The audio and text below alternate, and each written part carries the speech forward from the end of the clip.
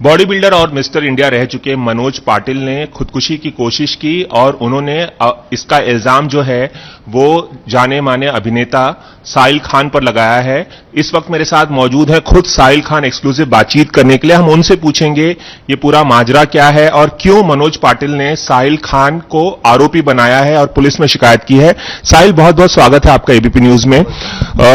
मनोज पाटिल ने खुदकुशी की कोशिश की और आप पर इल्जाम लगाया कि आपने उन्हें इतना मानसिक रूप से प्रताड़ित किया है कि उनके पास कोई और चारा नहीं था आत्महत्या करने के अलावा। अब वो ठीक हो रहे हैं वैसे, लेकिन आप इस इल्जाम पर क्या कहना चाहेंगे? सबसे पहले मैं ये कहना चाहूंगा कि आप मुझे एक बात बताइए, अगर इस देश में कोई भी आदमी स्टेरॉइड बेचता है, एक्सपायर्ड स्टेरॉइड बेचता है, बैंक की रसीद होती है, बैंक की डिटेल्स होती है, अभी मैं आपको दिखा भी दूंगा क्या प्रोडक्ट है, और उस इंसान को अगर कोई आदमी जिसके लिए उन्होंने किया है ऐसा, वो आदमी उसकी तस्वीर या वीडियो अपने यूट्यूब पर चलाता है या इंस्टाग्राम पे आगाह करता है लोगों को कि भाई एक लड़के की जान जा सकती थी जिसको एक्सपायर्ड स्टेरॉइड दिया गया। राज फौजदार की बात कर रहे हैं हम। अच्छा। क्या इसको बुली करना बोलते हैं?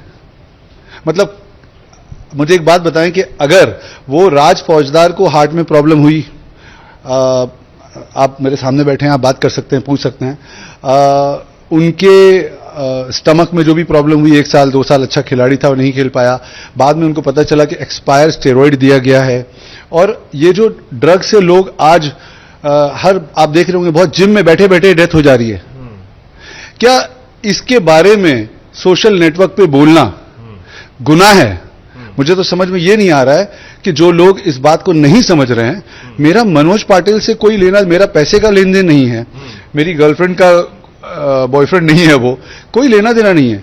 राज फौजदार ने मुझे सोशल नेटवर्क पे अप्रोच किया, उन्होंने कहा कि मनोज पाटिल जो हैं उन्होंने मुझे एज अ गुरु स्टेरॉइड बेचा 2 लाख रुपए का, जिसको लेने के बाद हमारे पास मेरे को बहुत प्रॉब्लम हुई, लेकिन 1 साल से मैं पैसे मांग रहा हूं, मुझे पैसे भी नहीं दे रहे, मुझे पैसे दिलवा दीजिए।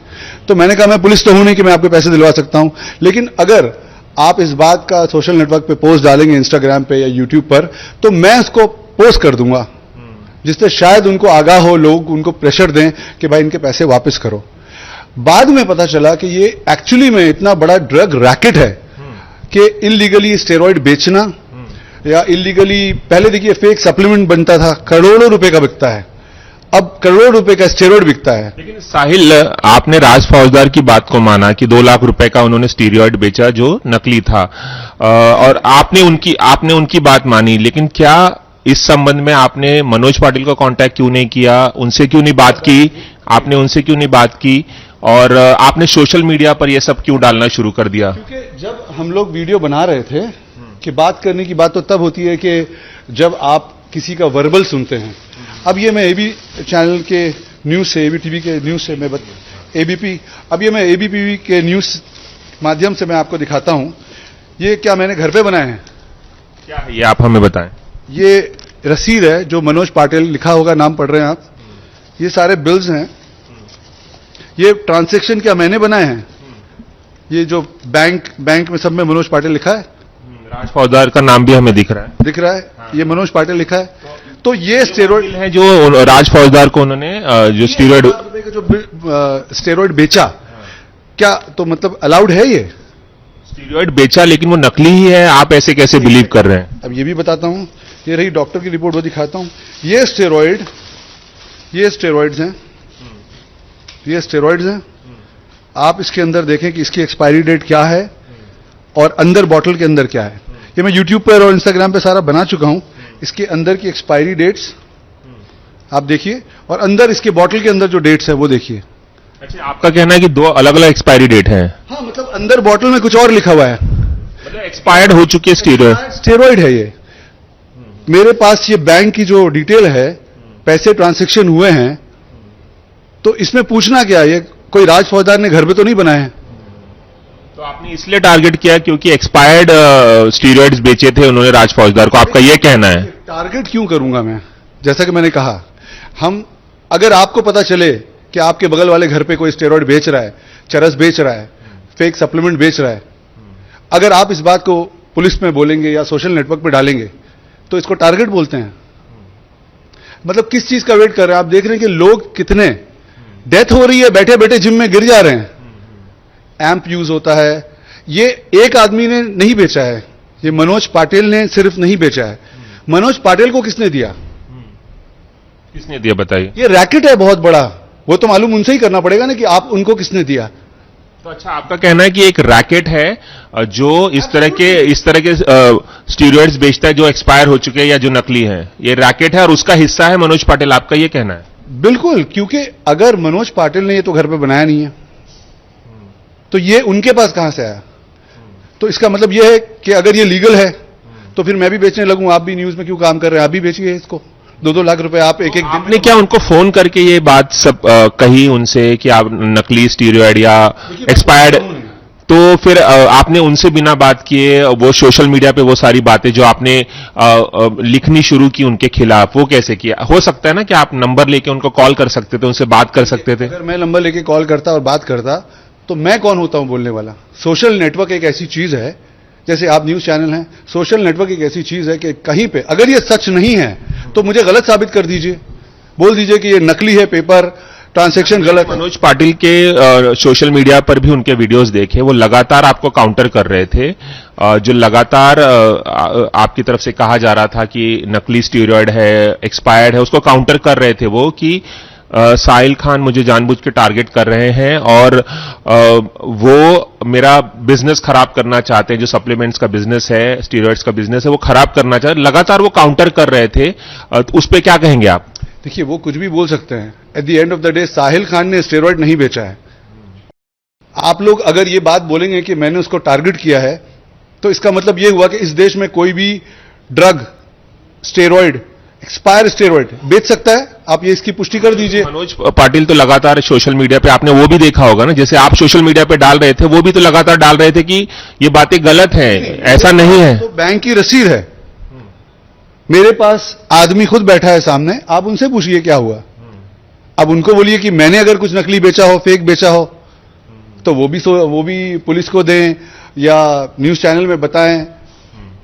मतलब बहुत सिंपल सी बात है कि इंसान की जान चली जाए। आज अगर उन्होंने जान देने की कोशिश की है तो मुझे एक बात बताइए कि अगर कोई आदमी, प्रूफ हो आपके पास, और अगर इसके आलिए कोई आदमी ये बोले कि आप गलत कर रहे हो, ड्रग बेच रहे हो, ये अलाउड नहीं है, तो आज अगर आप उनको सिंपैथी देते हैं तो मैं भी एक काम करता हूं, मैं भी फेक गोलियां या थोड़ी सी गोली में खाता हूं और मैं भी बोलता हूं, लेटर लिख देता हूं, तो क्या मुझे सारे देश की सिंपैथी मिलनी चाहिए?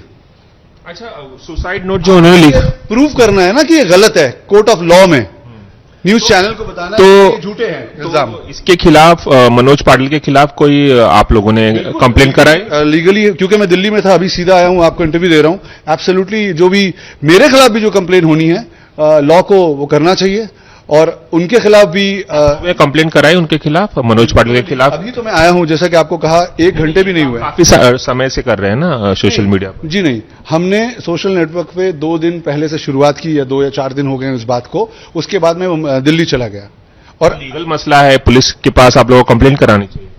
वही तो कर रहे हैं। आज हमने शुरू में सोचा, देखिए, हमको किसी से लड़ना नहीं है, हमको किसी से पर्सनल प्रॉब्लम नहीं है। हमने ये बोला कि भाई किसी को प्रॉब्लम हुई है, आप उसका पैसा उसको दे दीजिए, अगर उसको तकलीफ हुई है। आपने वो वीडियो देखा जब मनोज पाटिल ने, इसने पैसे मांगे तो उसको धमकी मिली? आपने वो नहीं देखा, किसी ने नहीं देखा।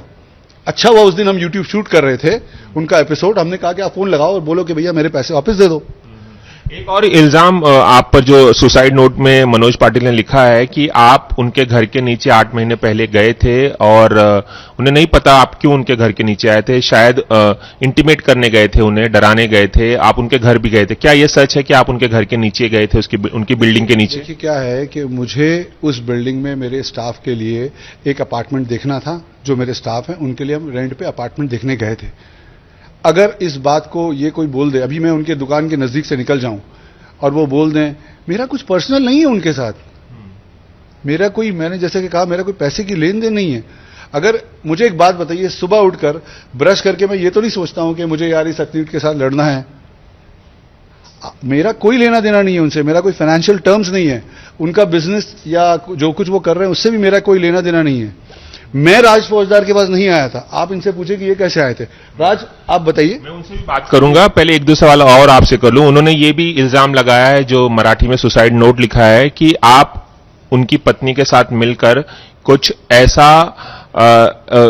एक ऐसा झगड़ा क्रिएट करना चाहते थे उनकी पत्नी को पिक्चर में लाकर, ताकि कोई पुलिस केस बने और उनका जो यूएस का वीजा है वो कैंसिल हो जाए, क्योंकि पुलिस केस अगर होता है गंभीर किस्म का तो वीजा कैंसिल हो सकता है। तो उसमें ये बात भी लिखी है कि आप ये साजिश भी कर रहे थे, ये हथकंडा भी अपना रहे थे उनकी वाइफ के साथ मिलकर। ये इसमें कितना दम? ये बात तो उनकी बीवी ही बोल पाएंगी, मैं तो उनके फैमिली के मैटर में बोल नहीं सकता, मुझे इसके बारे में कुछ नॉलेज नहीं है। अगर मैं कुछ इसके बारे में बोलूं तो ये फैमिली मैटर है किसी का, उनकी बीवी से क्या प्रॉब्लम है या नहीं है मुझे नहीं पता। ये बात तो आपको उनकी बीवी से पूछनी पड़ेगी।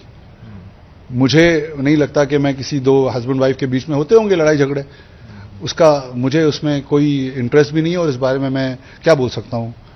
उन्होंने ये इल्जाम भी लगाया कि उनका जो ब्रांड है, वो जो जिस ब्रांड का न्यूट्रिशन बेचते हैं, सप्लीमेंट बेचते हैं, आप दोनों में राइवलरी है एक किस्म की, और आप उनका ब्रांड नेम खराब करना चाहते हैं, इसलिए उन्हें परेशान कर रहे हैं। इस पर क्या कहेंगे? क्या ये बात सच है कि आप उनके बिजनेस को चौपट करना चाहते थे? नहीं, देखिए, मेरा ब्रांड जो है डिवाइन न्यूट्रिशन, वो ऊपर वाले के करम से लॉकडाउन में भी बहुत अच्छा चल रहा है और मेरे बिजनेस में क्या प्रॉस्पेरिटी है मुझे कुछ बोलने की ज़रूरत नहीं है। FDA रजिस्टर्ड है, मेरे हर डब्बे पे बार कोड है। जाहिर है कि मेरे को अगर कोई सप्लीमेंट बेचता हुआ दिखेगा जिस पे बार कोड नहीं होगा तो मैं लोगों को बोलूंगा कि साहब ये बार कोड वाली चीज़ है, आपको ये खरीदनी है क्योंकि इसकी सेफ्टी सिक्योरिटी है। मैं अपने ब्रांड को प्रमोट कर रहा हूं कि मेरे पास डॉक्यूमेंट्स है FDA रजिस्टर्ड। आप लोग कोई भी ब्रांड, उनके ब्रांड के लिए अगर मैंने ऐसा कहा तो क्या मैंने उनके ब्रांड का नाम कभी लिया? क्या उनकी शॉप का नाम मैंने कभी लिया? क्या मैंने ये कहा कि मनोज पाटिल एक सप्लीमेंट बेच रहे हैं, आप लोग मत लीजिए, वो गलत है?